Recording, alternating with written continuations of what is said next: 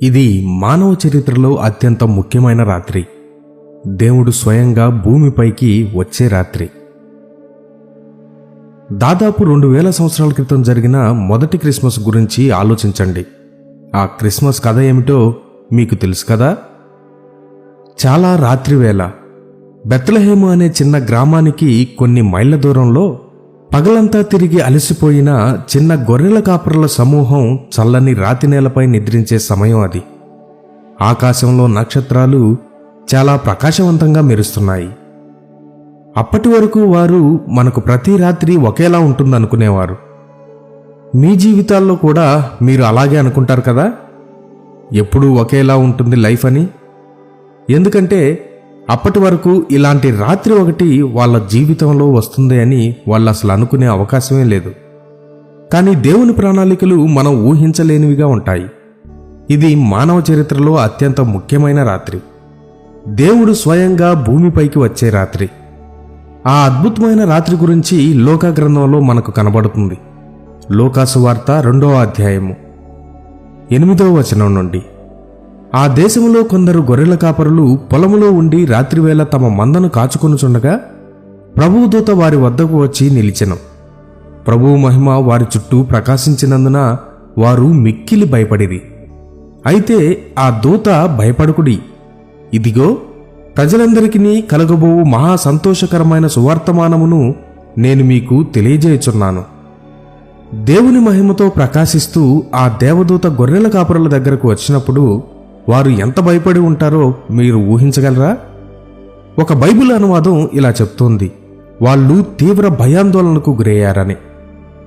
అప్పుడు ఆ గొర్రెల కాపరులకు దేవదూతలు చెప్పిన మొదటి మాట, భయపడకండి, మీకో శుభవార్త చెప్పడానికి వచ్చాను. భయపడవద్దు, ఎందుకంటే క్రీస్తు ఈ లోకానికి వచ్చాడు. ఆయన చాలా మార్పులు తీసుకువస్తాడు. క్రీస్తు వచ్చాడు కాబట్టి మీరు భయంతో, నిరాశతో ఉండాల్సిన అవసరం లేదు. యేసుక్రీస్తు వల్ల అంతా ప్రకాశవంతంగా, ప్రశాంతంగా ఉందని మీరు తెలుసుకోండి. మీకు తెలుసా, క్రిస్మస్ యొక్క సువార్త వృత్తాంతాలలో 4 సార్లు దేవదూతలు భయపడకండి అనే మాటను ఉపయోగించారు.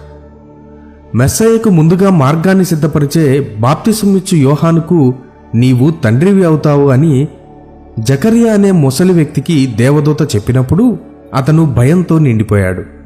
అప్పుడు దేవదూత అతనితో భయపడకు అని చెప్పాడు. మరియకు దేవుని కుమారునికనే అద్భుతమైన ఆధిక్యత లభిస్తుందని దేవదూత చెప్పినప్పుడు మొదట ఆమెలో భయం నిండిపోయింది.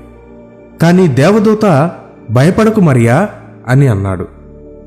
కన్య మరియను నిశ్చితార్థం చేసుకున్న యోసేపు ఆమె గర్భవతి అని తెలుసుకున్నప్పుడు భయం, ఆందోళనతో నిండిపోయాడు. అప్పుడు దేవదూత భయపడకు, ఎందుకంటే ఆమె గర్భం దాల్చింది పరిశుద్ధాత్మ వలన అని చెప్తాడు. యేసుక్రీస్తు జన్మించినప్పుడు దేవదూత ఇంతకుముందు నేను చెప్పిన గొర్రెల కాపరుల వద్దకు వెళ్ళి, భయపడకుడి, ఇదిగో నేను మీకు గొప్ప సంతోషకరమైన శుభవార్త తెచ్చాను.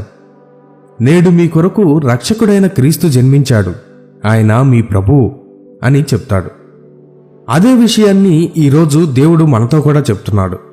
మన భయాలు ఏమైనా అవనివ్వండి, ఆయన ఇప్పుడు మనతో చెప్తున్న మాట ఏంటంటే, భయపడకు, ఎందుకంటే క్రీస్తు వచ్చాడు కాబట్టి. ఎందుకంటే నిన్ను పట్టుకున్న భయానికి ఇక నువ్వు బానిసగా ఉండాల్సిన అవసరం లేదు. మనపై సులభంగా దాడి చేసే భయాల గురించి ఆలోచించండి. మనం ఎదుర్కొనే సమస్యల వల్ల మనకు భయం. ఆ సమస్యలు మనల్ని ఏం చేస్తాయో అని మనం అనుకుంటాం. కానీ నువ్వు ఎలాంటి సమస్య ఎదుర్కొన్నా సరే భయపడకు అని బైబిల్ చెప్తోంది. ఎందుకంటే ఇప్పుడు క్రీస్తు నీతో ఉన్నాడు. యేసుక్రీస్తు ఇలా ప్రకటించాడు, లోకంలో మీకు శ్రమ కలుగును, అయితే ధైర్యంగా ఉండండి, నేను ప్రపంచాన్ని జయించాను. మీ భారాలు ఏమైనా సరే, ఎటువంటి శ్రమల్లో మీరు ఉన్నా సరే యేసుక్రీస్తు తన దగ్గరకు రమ్మని పిలుస్తున్నాడు. ప్రయాసపడి భారము మోసుకొనుచున్న సమస్త జనులారా, నా యొద్దకు రండి, నేను మీకు విశ్రాంతి కలుగజేతును అని యేసుక్రీస్తు చెప్పాడు. లేకపోతే ఒంటరితనం అనే భయం ఉందా? మీరు క్రీస్తును తెలుసుకున్నప్పుడు మీరు ఒంటరిగా లేరు. ఇదిగో నేను యుగ సమాప్తి వరకు మీతో ఉంటాను అని ఆయన వాగ్దానం చేశాడు. మీరు దేవునితో సహవాసం చేయడం కోసం సృష్టించబడ్డారు. మీరు క్రీస్తు వద్దకు వచ్చినప్పుడు ఆయన మిమ్మల్ని దేవుని పిల్లలుగా చేస్తాడు.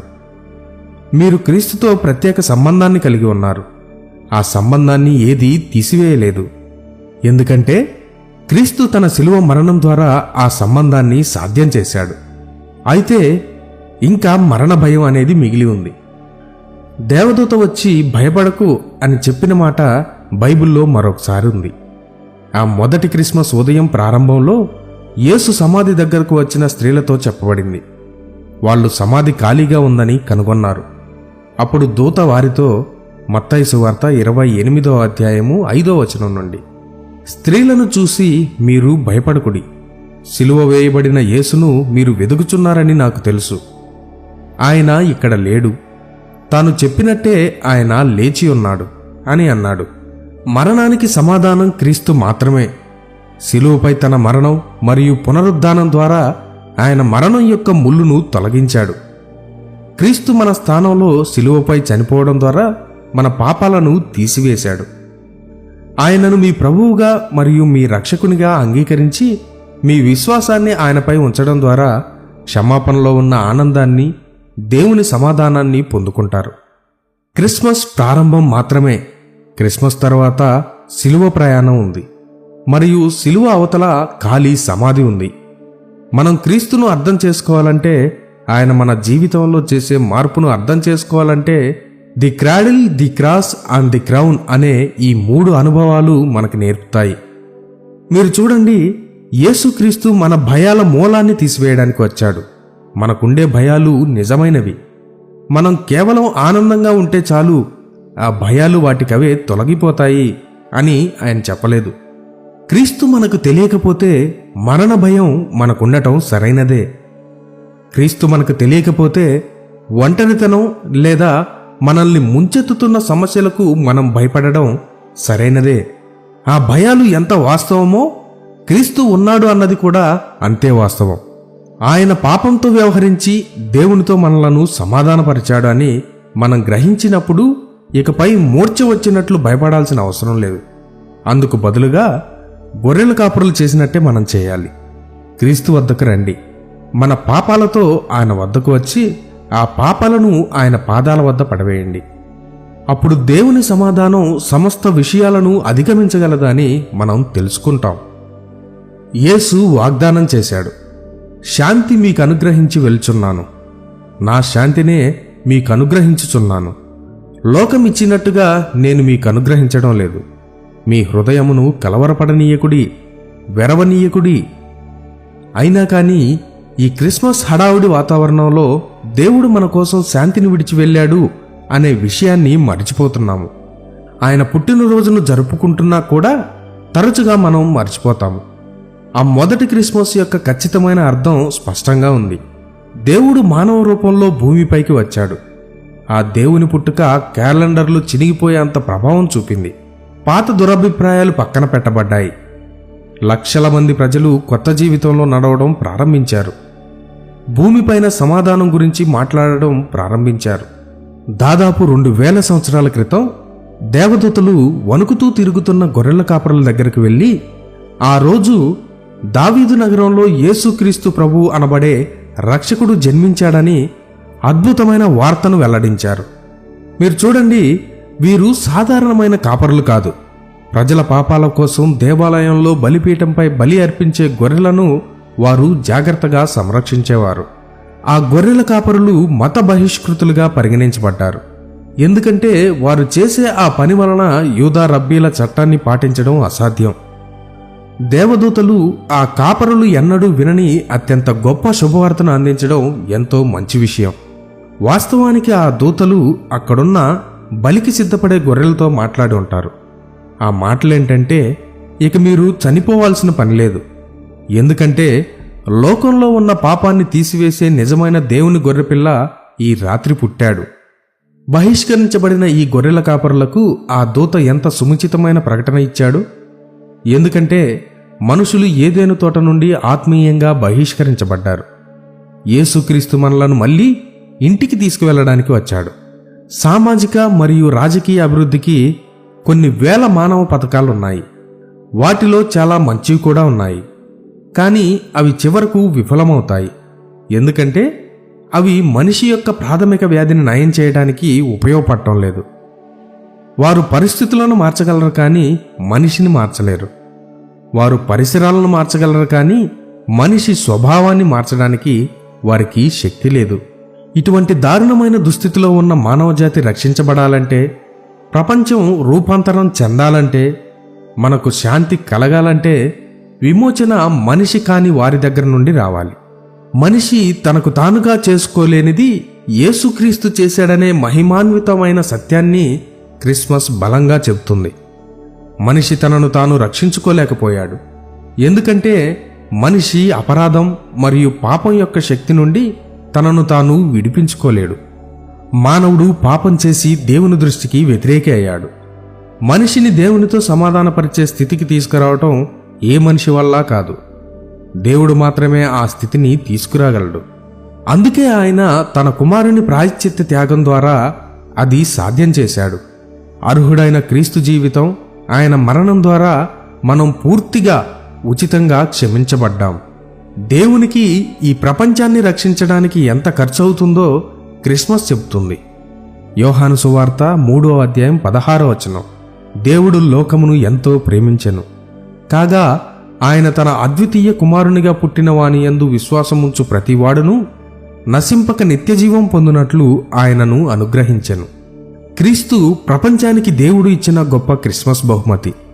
2వ కొరింథీయులకు రాసిన పత్రిక 9వ అధ్యాయం 15వ వచనంలో చెప్పసఖ్యము కాని ఆయన వరమును గూర్చి దేవునికి స్తోత్రము అని గ్రంథం చెబుతుంది. అయితే ఆ మొదటి క్రిస్మస్ ఉదయం ఆ గొర్రెల కాపరులకు ఇచ్చిన నిరీక్షణ నమ్మిన వారికి మాత్రమే అందుబాటులో ఉంటుంది.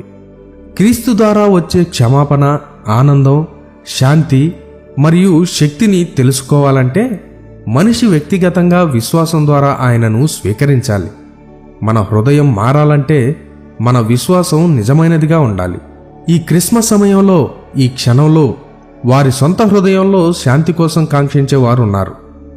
మీరు కూడా శిలువ పాదాల వద్ద దేవుణ్ణి కలుసుకోవచ్చు. మీరు చాలా కాలంగా వెతుకుతున్న ఆ సమాధానం కనుగొనవచ్చు. నేనిప్పుడు ఏం చేయాలి అని మీరు నన్ను అడగవచ్చు. సరే, మీరు మీ పాపాలను విడిచిపెట్టాలి. క్రీస్తును మీ ప్రభువుగా మరియు రక్షకుడిగా స్వీకరించండి. మీ జీవితాన్ని ఆయనకు అప్పగించండి. యేసుక్రీస్తు మీ హృదయంలోనికి వస్తాడు. అంతేకాదు, ఈ క్రిస్మస్ను మీరు మొదటిసారి క్రీస్తును ఎరిగిన క్రిస్మస్గా గడుపుతారు. మీకు ఏది అవసరమో యేసు దానిని తీర్చగలడు. మీ హృదయంలోని కోరికలు ఏమైనా సరే క్రీస్తు మీ జీవితాన్ని తాకగలడు. మిమ్మల్ని మార్చగలడు. మిమ్మల్ని ఒక కొత్త వ్యక్తిగా మార్చగలడు. ఈ రాత్రి అటువంటి తీర్మానం మరియు నిర్ణయం తీసుకోమని నేను మిమ్మల్ని అడగబోతున్నాను. యేసుక్రీస్తుని అంగీకరించడానికి ఈ సంవత్సరం చాలా అద్భుతమైన సమయం. ఆయనను మీ జీవితాలను మార్చడానికి అనుమతి ఇవ్వండి. మీ జీవితంలో ఎదుర్కొంటున్న పరిస్థితులను మార్చడానికి ఆయనకు అవకాశం ఇవ్వండి. ఒక చిన్న ప్రార్థనలో ఏకీభవించమని నేను మిమ్మల్ని అడుగుతున్నాను. నేను ప్రస్తుతం మీకోసం, మీతో పాటు ప్రార్థించాలనుకుంటున్నాను. మనం ప్రార్థిస్తున్నప్పుడు మీరు యేసుక్రీస్తుతో మీ హృదయం ద్వారా ఒక తీర్మానం కలిగి ఉండండి. యేసుక్రీస్తు మిమ్మల్ని స్వీకరిస్తాడు. ఆయన మిమ్మల్ని క్షుణ్ణంగా చూసి మార్చగలడు. మనం ప్రార్థన చేద్దామా? మా తండ్రి, మా దేవా, యేసుక్రీస్తులో మీరు మాకు ఇచ్చిన అద్భుతమైన క్రిస్మస్ కానుకకు మీకు మా ధన్యవాదాలు.